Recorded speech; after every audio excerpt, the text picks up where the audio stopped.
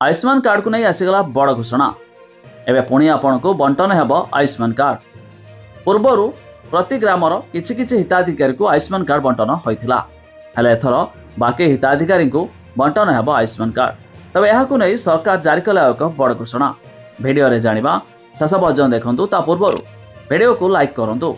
Subscribe करनथिले एबे subscribe करी पाखर थिबा घंटी चिन्ह को दबाइ दियंतु।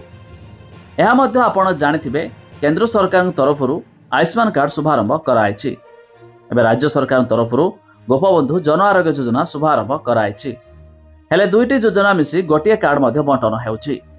तेबे गत एक मास पूर्वरु प्रति ग्रामर किछि हिताधिकारी को कार्ड बंटन होइथिला। तेबे एई मध्यरे आहुरी अनेक हिताधिकारी बाकी थिले। तेबे सेमानकु एबे मध्ये नूतन कार्ड बंटन हेबो। अर्थात प्रति ग्राम पंचायत अधीन रे प्रति ग्रामर आशा कर्मी द्वारा एई आयुष्मान कार्ड बंटन करा जिवो।